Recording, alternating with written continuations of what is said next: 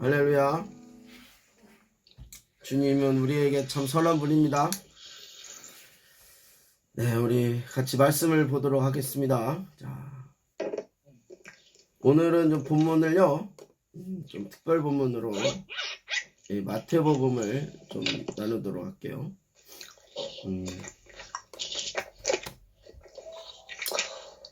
마태복음 16장 13절부터 20절 한 부분 하고요. 두 번째는 이제 그 이어서 21절부터 이제 28절인데요. 좀 두 개를 나눠서 보도록 할게요. 가능할까? 우리 교독이 가능할까요? 한번 해볼까요? 자, 우리 13절 교독하고 20절은 같이 읽도록 하겠습니다. 마태복음 16장 13절부터 20절 준비되셨어요? 네. 네, 제가 먼저 읽습니다. 예수께서 가이사랴 빌립보 지방에 이르러 제자들에게 물어 가라사대 사람들이 인자를 누구라 하느냐? 가로되 더러는 세례 요한, 더러는 엘리야, 어떤 이는 예레미야라는 선지자 중 하나라 하나이다. 15절 제가 읽습니다. 가라사대 너희는 나를 누구라 하느냐? 16절이요. 시몬 베드로가 대답하여 가로되 주는 그리스도시요 살아계신 하나님의 아들이시니이다. 예수께서 대답하여 가라사대 바요나 시몬아 내가 복이 있도다. 이를 내게 알게 하니는 혈육이 아니요 하늘에 계신 내 아버지시니라. 또 내가 내게 이르노니 너는 베드로라. 내가 이 반석 위에 내 교회를 세우리니 음부의 권세가 이기지 못하리라. 내가 천국 열쇠를 내게 주리니 내가 땅에서 무엇이든지 매면 하늘에서도 매일 것이요 내가 땅에서 무엇이든지 풀면 하늘에서도 풀리리라 하시고 다같이요. 이에 제자들을 경계하사 자기가 그리스도인 것을 아무에게도 이르지 말라 하시니라. 아멘. 네. 할렐루야. 제가 이전에도 좀 나눴던 얘기인데 오늘 좀 이제 좀 더 체계를 갖춰서 이 말씀을 좀 나누려고 해요. 그 본문 내용을 보면 지금 우리가 아주 잘 알고 있는 본문 내용이에요. 이제 가이사랴 빌립보 지역으로 가는 과정에서 일어났던 일이죠. 이거는 이제 예수님이 이 사람들이 나를 누구라고 이르되 나를 누구라고 부르느냐 이렇게 이제 물어보면서 대화가 오늘 시작이 돼요. 근데 이제 어떤 사람은 뭐 세례 요한, 어떤 사람은 엘리야, 어떤 사람은 예레미야 혹은 선지자 중 하나다 이렇게 말한다고 좀 표현하고 있는 거예요. 이 얘기는 사람들의 견해를 이제 물어봤다는 내용이에요. 근데 이제 사람들의 견해를 쭉 들었는데 이건 예수님도 알고 계셨을 거예요. 근데 예수님이 진짜 관심이 있었던 건 그 다음이죠. 16절에. 자, 15절에 가라사대 너희는 나를 누구라 하느냐. 그러니까 사람들은 그렇게 보는데 너희는 나를 누구라고 보냐. 이게 예수님은 이 사람들 세간에 사회적인 상황, 여론 이런 거에서도 관심이 있던 거죠. 그런데 더 관심이 있던 것은 제자들이 어떻게 예수님을 생각하느냐가 관심이 있는 거예요. 자, 우리가 믿음을 갖고 우리가 살고 있어요. 그러니까 살다 보면 우리가 현실이 있는 거예요. 현실 속에 우리가 살고 있죠. 그럼 현실이 어떻게 돌아가는지 세상 사람들이 어떤 대화를 하는지 우리가 그 부분에 대해서 정보적으로 미리 파악하고 알 필요가 있는 거예요. 자, 그리고 이제 여기에서 예수님의 포인트는 믿는 자들은 어떤 견해를 갖고 있느냐. 그렇죠. 여기에서는 지금 대상을 예수님에 대하여서 지금 포커스 되어 있죠. 자, 우리가 믿음 생활을 하면서 믿음이라는 이슈는 모든 영역과 연결이 돼요. 정치, 경제, 사회, 문학, 뭐 가정, 과학, 기술, 뭐 이 모든 게 다 연결이 되는 거예요. 근데 그 영역에서 사람들을 어떻게 보는지, 경제적 측면, 사회적 측면, 뭐 매스 미디어에 대한 입장, 지금 코로나 바이러스에 대한 입장을 사람들을 어떻게 보는지 우리가 이제 리서치하고 서베이할 필요가 있는 거죠. 근데 예수님은 또 뭐라고 이야기하냐면 너희는 믿음의 관점으로 또 이걸 어떻게 보느냐 이렇게 질문하는 거예요.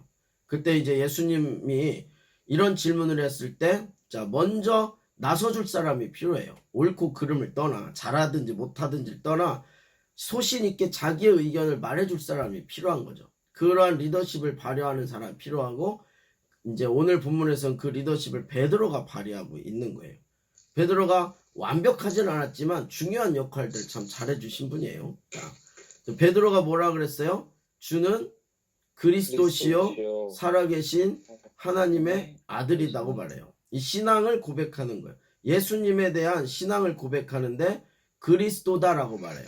그리스도라고 하는 건 크리스토스, 이게 기름 부음 받은 자라는 뜻을 말하는 거죠. 기름 부음 받았다는 건 우리가 아는 것처럼 왕이 있고 이제 제사장이 있고 이제 선지자가 있는 거죠. 이건 사실 메시아를 말하는 거예요. 거기 뒤에 살아계신 하나님의 아들이라고 말하면서 완벽하게 예수님을 메시아로 정리를 해주고 있는 게 지금 베드로의 고백이죠.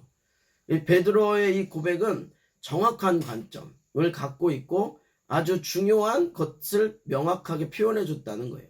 그러니까 믿음을 가진 우리가 이 시대에 베드로와 같은 리더십과 용기가 필요하면서 정확하고 명확하게 포인트를 집어내는 게 필요한 거죠. 17절에 이에 대해서 뭐라고 주님이 대답합니까? 야, 이 바요나, 이건 이제 바요나라는 건 누구누구의 아들인 거죠. 그래, 요나의 아들 이런 뜻이에요. 요나의 아들 시몬아, 이러면서 너 참 복이 있다 이렇게 말해요. 그러면서 이를 너에게 알게 한 분은 네 혈육의 아버지가 아니라 하늘에 계신 너의 아버지가 아니라 나의 아버지라고 표현하는 거예요. 내 아버지라, 예수님의 아버지라고 말해요. 자, 이것은 이 베드로가 이 고백하는 과정에 베드로가 하나님과 연결되어져 있는 어떤 하나님의 이렇게 주권적인 그 부으심, 메시지가 베드로 입을 통해 나오게 됐다는 이야기죠. 그러니까 하나님의 주권적인 역사를 통해 베드로가 고백하게 됐다고 지금 이야기하고 있어요. 그러니까 믿음을 가진 자들이 믿음의 리더십을 발휘할 때 어떤 일이 일어나냐면 하늘의 메시지를 대언할 수 있는 기회를 주어진다는 거죠. 그렇죠? 그럴 때 그 하늘의 메시지가 대언되어졌을 때 어떤 현상이 일어났냐? 18절에 이렇게 말해요. 내가 또 내게 이르노니 너는 베드로라. 여기 이제 페트라 이렇게 이제 나오는 거예요. 원어에는 그게 반석이라는 뜻이죠. 그래서 이 반석 위에 내가 교회를 세우겠다고 말해요. 여기서 말하는 이 교회가 이제 에클레시아라고 말하는 거죠. 그 헬라어로 이 에클레시아라고 나오는 대목이죠. 교회를 세우리니 음부의 권세가 이기지 못하겠다. 제가 이 교회를 설명할 때 여기서 음부의 권세는 사단의 그 어떤 권세를 말한다라고 얘기를 했죠. 사단의 권세가 너를 감당할 수 없게 된다고 말해요. 그래서 교회는 사단을 물리치고 사단의 권세를 위협하고 공격하는 어떤 부르심이 있다고 지금 이야기하고 있는 겁니다. 그러면서 교회에 대해서 뭐라고 얘기하십니까? 19절에 천국 열쇠를 줬다고 해요. 천국 열쇠, 키를 줬다는 거죠. 키의 포인트는 뭐예요? 여는 것과 잠그는 거예요. 여기서는 맨다, 푼다, 묶는다, 푼다 이렇게 표현을 했어요. 그러니까 이 천국의 열쇠는 하늘의 열쇠이지만 땅의 문제와 연결되는 거예요. 그러니까 땅과 하늘에서 묶고 푸는, 열고 닫는 이 역할을 이 천국 열쇠로 할 수 있는 것, 그것이 바로 이 교회에게 준 키라는 거죠. 그러니까 어찌 보면 이 시대에 믿음의 리더십을 발휘해야 될 개인이 있는가 하면 공동체가 있고, 그 공동체는 아무래도 이 권세를 준 교회가 될 것이다, 이렇게 우리가 좀 생각해 볼 수 있는 거죠. 자, 근데 참 재미있는 건 보면 20절이에요. 20절에 보면 이에 제자들을 경계하사 자기가 그리스도인 것을 아무에게도 이르지 말라 그랬어요. 자, 19절까지는 여러분이가 메시지를 들어서 알고 있는데 자연스러워요.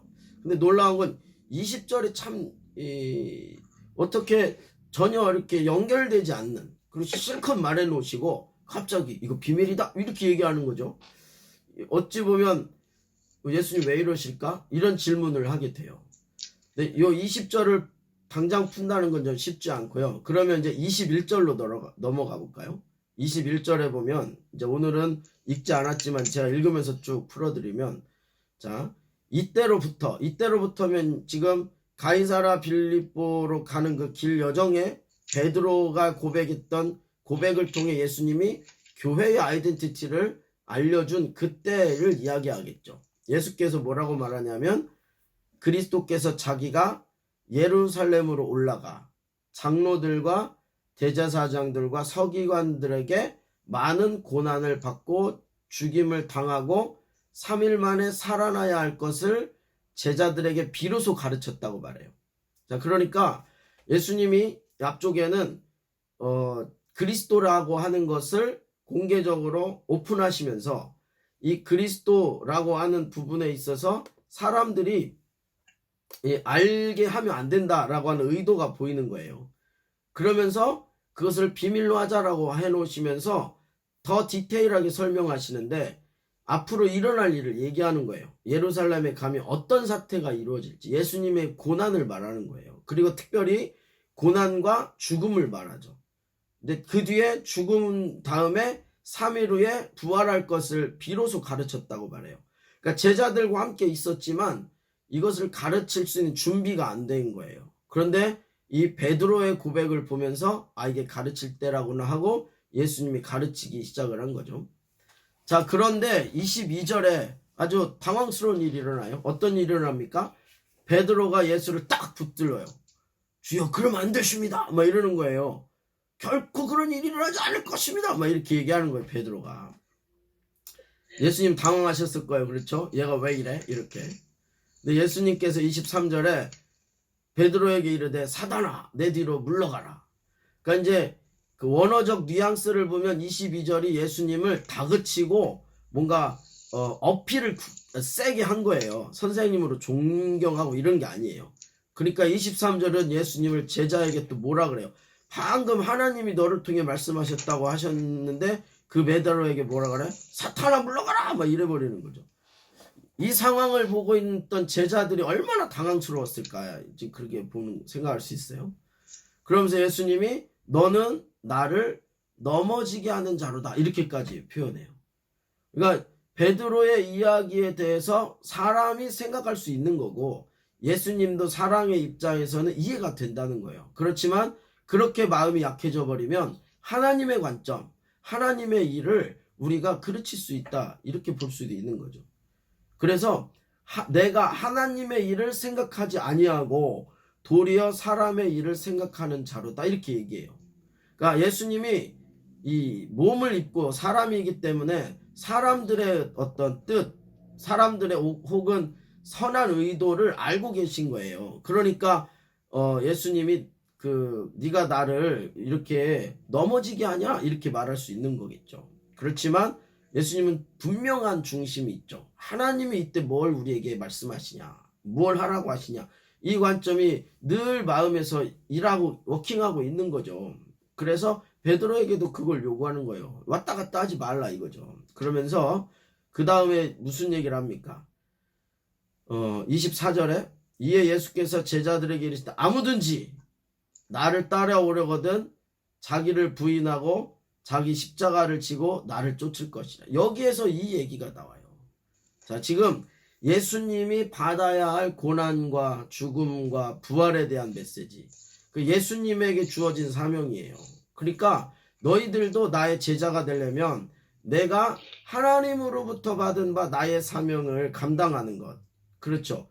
그것처럼 너희들도 너희들이 하나님 앞에 받은 바 너의 사명을 감당해야 돼. 그래야 너희가 나의 제자가 되는 거야. 이렇게 지금 얘기하고 있는 거잖아요. 그때 25절에 뭐라 그래요? 누구든지 자기 목숨을 구원하고자 하면 잃을 것이고 누구든지 나를 위하여, 예수님이죠. 예수님을 위하여 목숨을 잃으면 찾게 될 것이라고 말해요. 그러니까 이거는 하나님은 예수님을 이 땅에 보내셨고 예수님은 하나님의 뜻을 이루기 위해서 고난을 감당하시고 자기 생명을 내어주십니다. 그런 후에 어떤 일이 일어나요? 부활의 역사가 일어날 걸 예수님이 말하고 계세요.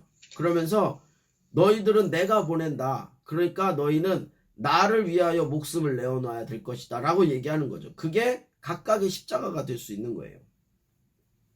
26절에 그런데 사람이 온 천하를 얻고도 제 목숨을 잃으면 무엇이 유익하리요? 사람이 무엇을 주고 제 목숨을 바꾸겠냐? 그러니까 사람이 자기 목숨을 담보로 그 어떤 것도 바꿀 수 없다. 그건 있을 수 없다. 무엇인가를 얻고 목숨을 잃으면 무엇이 유익하겠냐? 이렇게 얘기하면서 뭐라고 얘기합니까? 아버지가 27절 인자가 아버지의 영광으로 천사들과 함께 오르니 그때 각 사람의 행한 대로 갚으리라 이렇게 말해요. 이거는 마지막 때의 이 재림에 대한 이야기를 말하는 거죠. 인자는 예수님이에요. 아버지의 영광으로 하나님의 함께 하심일 수 있다는 거죠.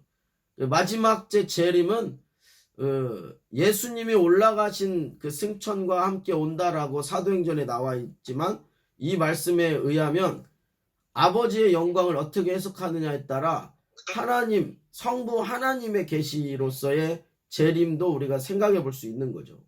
그런데 그 앞쪽에서 무슨 얘기하냐면 예수 그리스도를 위하여 목숨을 내어놓고 이 사는 삶은 이 땅에서 다른 사람들이 천하를 얻고도 목숨을 잃으면 의미가 없는 것을 뛰어넘는 이 부르심이라고 얘기하는 거죠. 그래서 우리가 어떤 행위로 살았다고 하여도 이 예수님의 보내심을 받은 바 하나님 나라의 복음을 전파하는 일에 자기 생명을 내어놓고 사는 사람들에게 하나님이 그의 행함으로 보답하겠다고 말하는 거죠. 이렇게 산 사람이 누구냐면 바울이 이 고백을 하는 거예요. 그렇죠. 나의 달려갈 길과 이 표현이 바로 거기에서 나오는 거죠. 복음을 위하여 나의 목숨을 드리는 것을 내가 조금도 아까워하지 않는다라고 말했던 그 이야기가 이 예수님의 이야기를 받아낸 게 아닌가. 전 또 이렇게 생각을 하게 됩니다. 자, 이러면서 이 예수님께서는 28절에 진실로 너희에게 이르노니 여기 섰는 사람 중에 죽기 전에 인자가 그 왕권을 가지고 오는 것을 볼 자들도 있으리라. 아멘입니다. 그러니까 이 28절은 지금 어떻게 보면 재림을 말하는 것 같은 느낌이 들어요. 왜냐하면 아까 얘기한 것처럼 27절에 재림의 때를 말씀하셨기 때문에. 근데 문제는 여기 섰는 사람 중에 죽기 전에 인자가 예수님이죠. 왕권을 가지고 오는 것을 볼 자도 있다는 얘기는 어떻게 보면 이건 나중에 일어날 재림이니까 지금 예수님의 제자, 이 얘기를 듣고 있던 제자들은 지금 육체가 다 죽어서 없는 거예요. 그러면 그렇게 해석하면 이건 아직 이거 문제가 될 수 있죠. 이거를 좀 주석가들은 좀 여러 가지로 이제 푸는데 저는 이 부분을 좀 이런 견해를 갖고 있어요. 뭐냐면 제자들이 예수님이 왕권을 가지고 오는 것을 본 자가 있을 거라는 거죠. 저기는 못 봤죠. 가룟 유다는 못 봤죠. 그렇죠. 그러니까 볼 수 있는 자가 있고 볼 수 없는 자가 있다는 뜻이에요. 이 문맥상.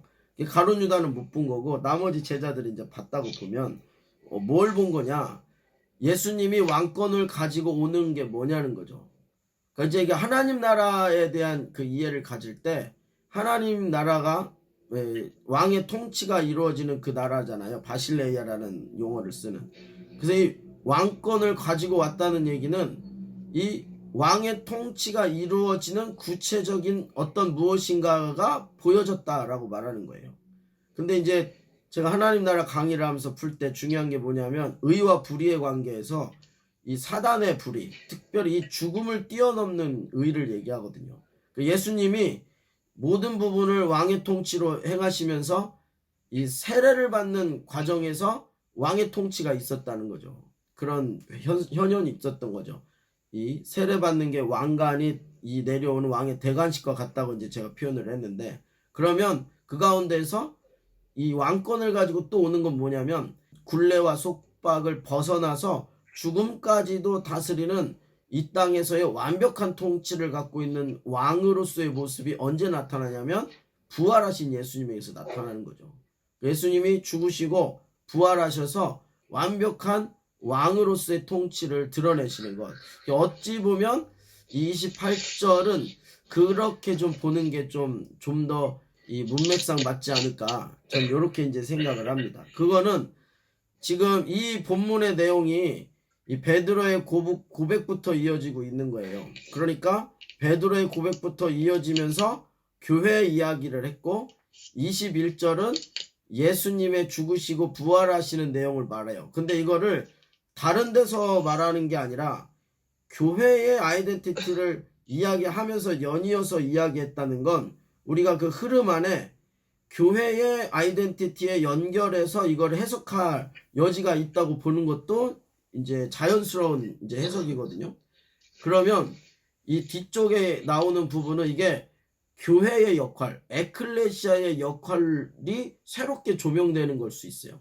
그러니까 이 이후에 예수님이 부활하시고 이제 승천하시고 그 다음에 성령 세례가 임하는 부분이 있는데, 자, 이 오늘 본문은 앞쪽에 뭐가 빠져 있냐면 마태복음 16장 1절에서 12절이 나와요.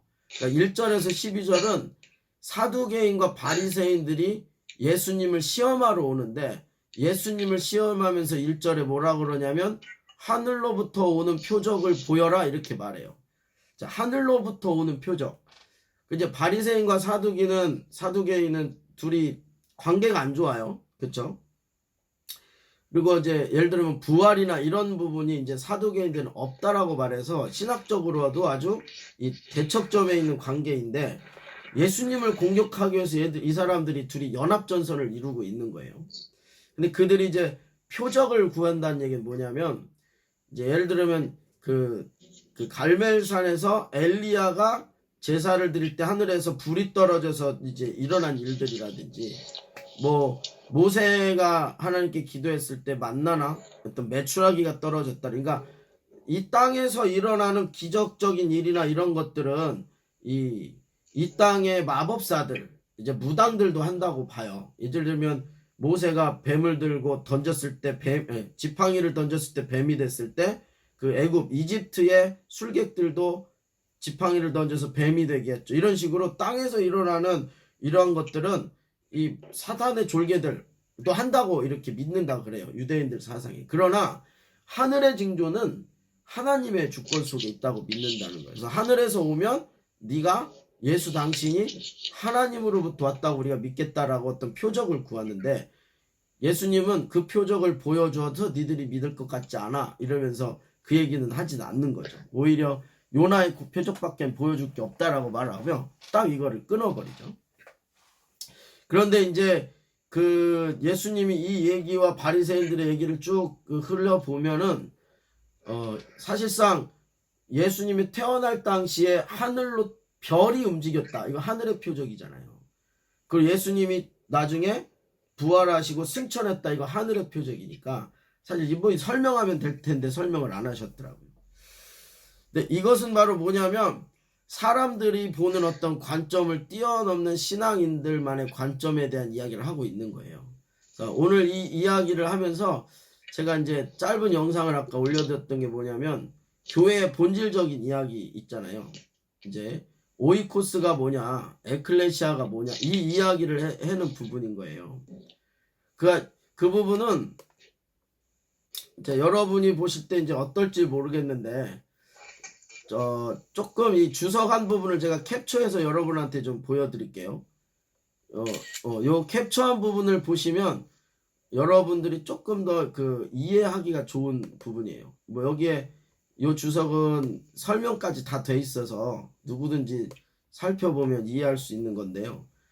오늘 본문에서 특별히 이제 교회에 대해서 말하고 있는 부분인데요. 보이시죠? 자, 18절의 원어예요, 이게. 예. 그러니까 우리 성경의 이제 해석은 내가 내게 이르노니 너는 베드로라, 내가 이 반석 위에 내 교회를 세우리니 음부의 권세가 이기지 못하겠다라고 말해요. 근데 여기에서 쭉 보면은 두 번째 줄에 봐요. 뭐라고 나오냐면은 카이아피타우테 여기 데페트라 오이코노메소 무텐 이렇게 나와요. 에클레시안 카이 필라이와두 카티스퀴스 신 아우테스 뭐 이렇게 나오는데, 여기서 이제 우리가 알고 있는 교회가 이제 에클레시안이란 말이에요. 에클레시안 교회라는 거. 그러니까 그 부르심을 받은 자들이라는 뜻과 불러내다라는 뜻이 합성해서 에클레시아가 됐다고 말하는 이 부분이죠. 근데 이제 에클레시아라고 하는 이 이야기 위쪽에 뭐가 나와요? 반석은 페트라라고 나오죠. 반석 위에 내가 세우겠다라는 뜻이 오이코노메소라고, 오이코도메소가 나와. 오이코도메소. 오이코도메소가 내가 I will build 해가지고 내가 세울 것이다 라는 이야기로 해석이 되는데, 이게 이제 오이코도메소가 오이코스에서 온 단어로 보는 거죠. 오이코스. 그러니까 이제 오이코스와 에클레시아가 연결해서 그러니까 교회론이 형성이 된다고 보는 거예요. 그러니까 이제 우리가 에클레시아를 우리가 살펴봤어요. 근데 오이코스가 뭐냐는 거죠. 오이코스.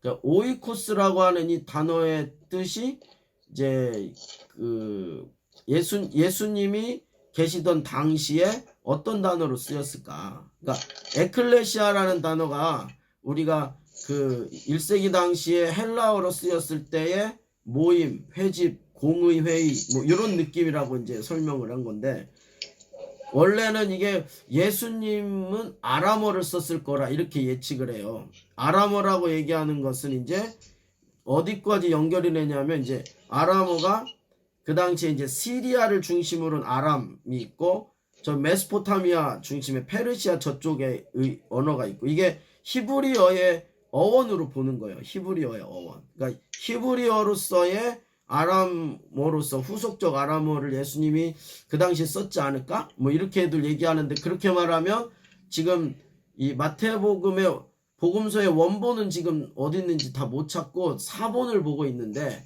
이 마태복음의 사본을 통해서 우리가 이 에클레시아를 보는데, 에클레시아는 그러니까 이게 유대 지도자들 중에 7명이 성경을 이렇게 이 헬라어로 다시 써내는 걸 70인역이라고 그러거든요. 70인역에서 이 마태복음을 이 부분을 에클레시아로 번역한 거예요. 그러니까 다른 복음서에서는 에클레시아라고 하는 이 헬라어가 이제 거의 안 쓰인다는 거예요. 그러면 이 70인역에서는 이 마태복음의 이 부분을 왜 에클레시아로 썼냐라고 말할 때, 이 히브리어 아람어로 볼 때는 카할이라는 단어인데, 카할이라는 단어도 모임이라는 회집이라는 뜻이고, 그게 에클레시아로 온 거예요. 그런 의미로 보면 이 오이코스도 예수님이 사용하신 그 당시 가장 적합한 그 사람들이 쓰던 언어로, 그리고 그것을 70인역이 오이코스로 해석한 건데, 오이코스라고 하는 단어가 이미 그리스 철학의 사람들이 쓰고 있던 단어라는 거예요. 자, 한비 코치님은 이제 한번 들었었는데, 이 그리스인의 가옥 구조에 보면 이제 가옥의 구조들이 섹터로 이렇게 나눠져 있는 거예요. 근데 거기에서 이미 그리스 로마 시대죠. 그리스 로마 시대의 사람들이 이 오이코스라고 하는 가정의 한 지역, 그러니까 사람들이, 가족 구성원들이 모이는 곳이 되는 거죠, 이제. 그래서 베드룸이 있다, 그러면 이제 오이코스 룸이 있다, 이렇게 이제 보는 거예요. 그게 단어 자체는 가족 단위의 그룹, 이런 의미가 되고, 가족들이 모이는 공간으로서의 가옥 구조 안에 들어가는 게 이제 오이코스라고 하는 거죠. 근데 이제 에클레시아라는 단어가 그 당시에 사람들이 썼던 그리스도인들이 인식하던 모임, 회집, 공회, 이런 의미에서 하나님의 공동체, 하나님의 통치가 이루어지는 기능으로서의 천국 열쇠가 주어지는 하나님의 통치를 실행하는 기관이라는 어떤 영적인 이 메시지로 에클레시아가 담겨졌다면, 오이코스도 그 사람들이 1세기 당시에 쓰던 의미에 예수님이 말씀하시는 교회로서의 오이코스의 의미가 연결이 되는 거예요. 그건 바로 뭐냐면 영적 공동체를 말하는 거죠. 그리고 복음이 전수되는 공동체, 그렇죠? 그리고 이 공동체는 회복과 치유가 이루어진다라고 하는 거예요. 그래서 이 오이코스가 모여져 있다는 얘기는 우리에게 회복 공동체, 치유 공동체, 소망의 공동체, 그리고 어떤 도전의 공동체가 된다고 이야기하는 거죠. 그래서 이게 초대교회의 믿음 생활을 하는 게 처음에 어려웠었을 때도 유대 문화 속에서 그리스도인이 된다고 하면 유대 사회에서 분리가 이루어질 수 있는 거예요. 그럴 때 이 패밀리 중심의 한 그 공간과 이런 음식을 또 때로는 제공할 수 있는 이 패밀리가 중심이 돼서 신앙 공동체가 형성이 된 게 오이코스죠. 그러니까 막 3,000명, 5,000명이 회개하면 막 금방 10,000명이 넘는 그 예루살렘 교회 공동체가 10,000명을 훌쩍 뛰어넘는 대형 교회였을 거라고 보는데, 이 예루살렘 공동체가 유일하게 하나의 에클레시아가 있었던 거예요. 예루살렘 에클레시아. 그러면 10,000명이 넘는 이 회집, 군중들이 어떤 실내 공간에서 예배 드렸겠냐는 거예요. 실내 공간이 없겠죠. 이제 예루살렘에 가보니까 10,000명 모일 수 있는 실내 공간은 이제 찾기가 어렵더라고요. 그런데 그 사람들이 그럼 과연 어떻게 교회로 모였냐. 근데 교회사 역사 자료를 보면 이들이 이 광장에 나왔다는 거예요. 광장. 사람들이 보여지는, 이렇게 부름을 받았다는 뜻 중에 하나가 뭐여 있냐면 밖으로 내보냄을 나왔다는. 그래서 오이코스들이 여러 개가 있는 거예요. 여러 개의 오이코스로 모여 있다가 그 여러 개의 오이코스 모임이 에클레시아로 모여지는 거죠. 그래서 이 에클레시아 오이코스에서는 어떤 아버지와 아들, 또 영적 아버지와 영적 자녀 사이에 믿음의 전수가 이루어지는 거라고 하면, 네, 너무 무슨 일 이렇게 웃고 그래. 자, 그런 믿음의 전수가 이루어지는가 하면 치유와 회복과 이런 게 이루어지는 거예요. 그러면서 그 오이코스에서 에클레시아로 나와서 에클레시아에서 이 도시를 대상으로 어떻게 하나님 통치가 이루어질 거냐를 이야기하는 회집, 공회로 모였다는 거예요. 그래서 도시를 대상으로 한 하나님의 사역이 이루어졌던 게 이 에클레시아들의 역할인 거예요. 자, 그게 이제 우리가 엘팜 오이코스라고 이름을 붙이는 거. 저희가 금요일날 가정교회로 집에서 드리는 미소하우스 오이코스라고 하는 오이코스의 이 어원이 여기에서 오는 거죠. 그런 이러한 이해를 가지고 제가 그 어떤 마음을 나누고 싶냐면, 지금 코로나19 때문에 많이 힘들잖아요. 이제 지난 그 모임을 하다가 또 저 싱글 모임을 하다가 이제 민숙 자매가 이때 우리가 어떻게 하면 좋겠어요라고 이제 저한테 질문을 했을 때 제가 즉흥적으로 대답을 했는데, 그 대답을 좀 공유하고 싶은 거예요. 그래서 이제 이 얘기를 하고 있는 거예요. 뭐냐면 지금 코로나19 때문에 사람들이 교회가 영상 예배로 대체된다 이러면서 그거 되게 부정적으로 보고 걱정하는 분도 있고, 또 어떻게 보면 흐름으로 보는 분들 있죠. 준비가 안 된 분들은 이게 어려울 수 있어요. 근데 제가 교회에 대해서 이렇게 고민하면서 사이버 처치를 이렇게 좀 기도하면서 기획을 하고 있는 게 있거든요. 그러니까 교회 개척 전문가들한테 이 얘기를 하면 사이버 처치는 유형 교회로서 기능이 어렵다고 이렇게 거의 비슷한 의견을 갖는데, 제가 제안하는 건 뭐냐면 어떤 유기적 공동체가 있으면서 유기적 공동체를 기반으로 하는 사이버 예배를 말하는 거예요. 그 얘기는 저희가 엘팜 오이코스가 있고 미소하우스 오이코스가 있는 거예요. 그러면서 지금은 어쩔 수 없는 상황 때문에 이렇게 온라인으로 예배를 드리지만, 우리가 나중에 엘팜 오이코스 예배를 온라인으로 풀려고 하는 거예요. 엘팜 오이코스 예배를 온라인으로 풀면 엘팜 오이코스를 중심으로 모여있고, 전 세계 어느 나라든 그 영상으로 같이 예배를 드리면서 영적 오이코스를 우리가 그 지역에서 각자 오이코스를 만들 수 있게 도와줄 수 있는 거죠. 그러면 제가 뭐 지방이든 해외든 기회가 되면 순회하면서 거기에서 또 오이코스 예배를 드리면, 여러분은 엘팜 오이코스는 홍대에서 모여서 예배 드릴 때 제가 예를 들면은 그 이집트에서 거기 이집트 오이코스 예배를 드리는 걸 온라인으로 실황을 할 수 있고, 또 뭐 저기 실리콘밸리 가서 예배를 드리면 실리콘밸리에서 영적 오이코스가 또 유기적 오이코스가 되는, 그렇게 갈 수 있는 사이버 처치를 제가 지금 기획하고 대화를 나누고 있는 분들이 좀 있어요.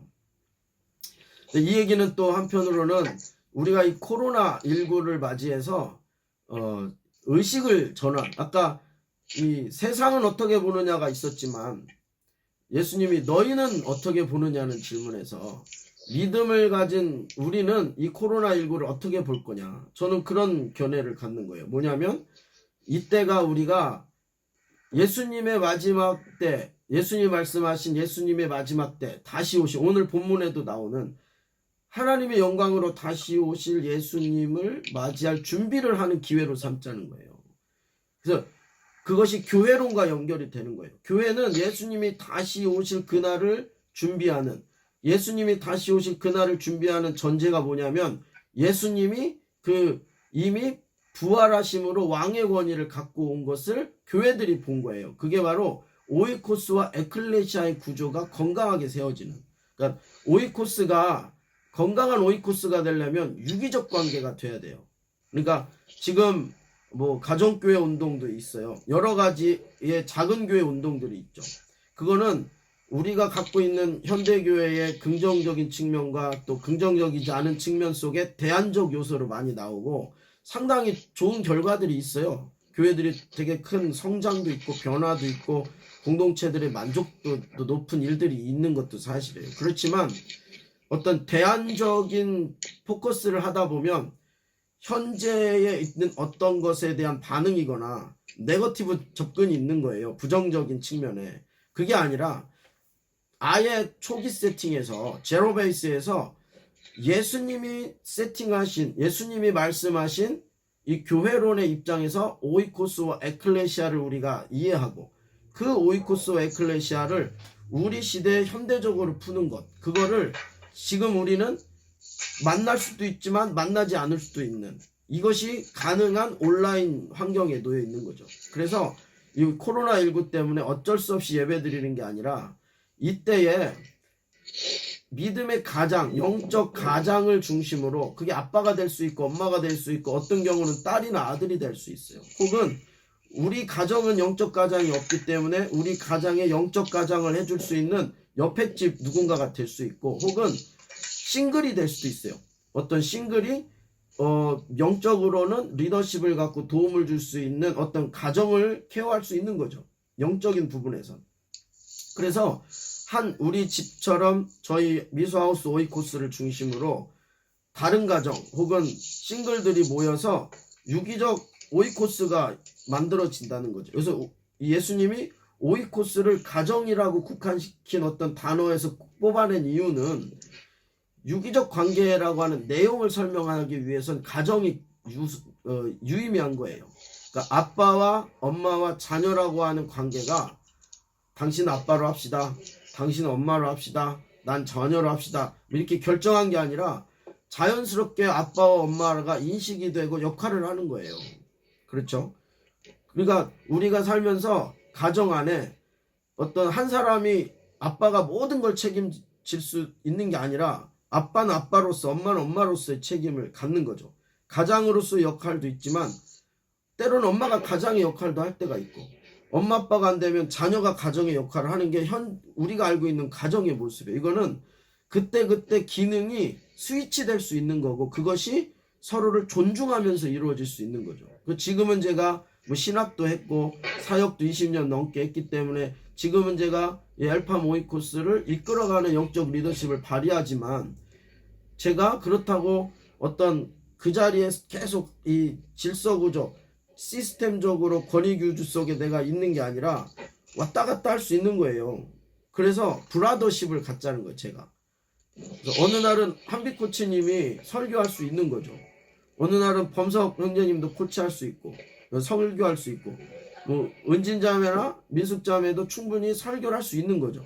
항상 김성호가 설교해야 되는 건 아니라는 거죠. 대신에 이제 설교가 신학적 문제가 있으면 누군가 그거를 조정해줘야 되니까 저 같은 사람은 필요한 거예요. 그래서 함부로 막 움직일 수는 없지만 그런 안정된 시스템이 있다면 이 오이코스 안에 모두가 이러한 유기적인 건강한 이 릴레이션십, 관계를 갖는 게 필요하고, 그런 유기적 관계가 되어야 오이코스 운동이 된다고 보는 거예요. 그러니까 작은 교회 운동 혹은 무슨 가정교회 운동, 셀처치를 할 때 외형적으로는 시스템을 만들 수 있죠. 이 오이코스는 프로그램이나 시스템이나 뭐 이런 걸로 되는 게 아니기 때문에, 이벤트 같은 게 아니기 때문에, 그러니까 우리가 지금 엘파 모이코스가 우리가 서로 긴밀하게 유대 관계가 유기적 관계로 형성이 되어져야 본질적인 오이코스 기능을 할 수 있어요. 그래야 여기에 믿지 않는 사람이 오면 믿지 않는 사람을 섬기고, 자연스럽게 우리가 너무너무 패밀리로서 있으면 자기가 이 패밀리에 들어오고 싶게 되는 그런 거예요. 그게 매력이에요. 오이코스의 매력. 그러면 관계 때문에 들어왔고 이들의 관계의 기반이 신앙이라는 거 알게 되면 신앙을 갖고 싶고 그래서 신앙의 얘기를 들었는데 예수님을 만나고 예수님을 만났더니 그들도 우리와 예수님을 기반한 유기적 관계에 들어오고 오이코스로서 확장이 이루어지는 거죠.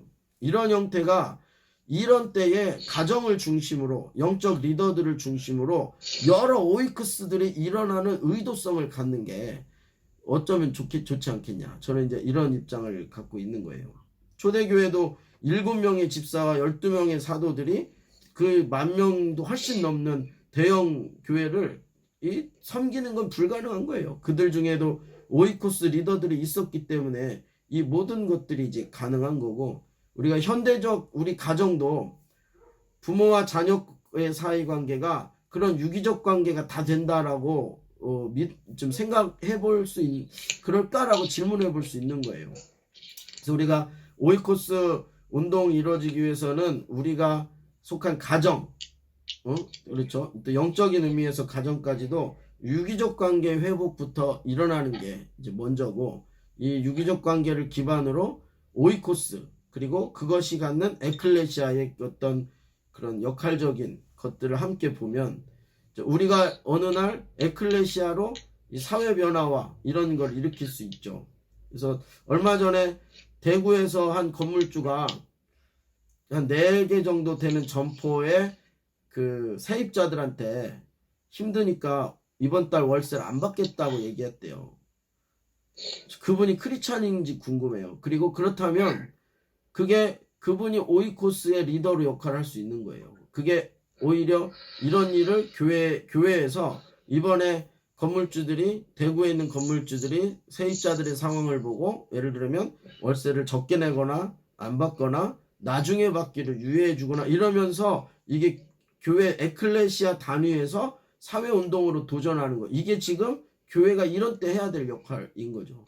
이 한빛 코치님, 그 한솔 코치님 같이 대구에 의료진이 필요하다라고 할 때 에클레시아 차원에서 교회가 우리 교회의 의료진들이 에클레시아 차원에서 한국교회 전역으로 필요한 어떤 일을 위해서 헌신하자라고 하는 공동 합의가 일어나는 것 이런 것들이 에클레시아적 움직임일 수 있는 거죠. 저는 이 코로나를 대처하기보다는 오이코스와 에클레시아의 기능을 이해하고 오이코스는 더 새롭고 강하게 일어나고 에클레시아들은 온라인이든 어떤 형태든 이런 부분을 메시지를 내는 이런 형태의 우리 교회의 변화가 일어나면 좋겠다. 그것이 예수님이 다시 올 때 예수님 올 것 같아 이제 준비해야 돼 그럼 늦는 거예요. 열처녀 비유처럼 기름은 이제 임박했어 이러면 끝나는 거라는 거예요. 그러니까 지금 이런 사인이 오실 때 마지막 때 사인과 징조가 있을 때 준비하라는 거죠. 그러니까 우리는 이때 오이코스와 에클레시아를 준비해야 되지 않을까. 이것이 예수님의 재림의 마지막 때를 준비하는 어떤 관점, 오이코스와 에클레시아의 예수님의 메시지, 그리고 이 오이코스의 유기적인 관계들 이런 것들을 좀 포함하면 좋겠고 사실 이런 취지에서 제가 어떤 이 엘팜과 미소하우스 오이코스 개척을 시작한 거예요. 그래서 꼭 해야 되는 얘기여서 오늘 좀 긴 시간이지만 좀 메시지를 나눴고요.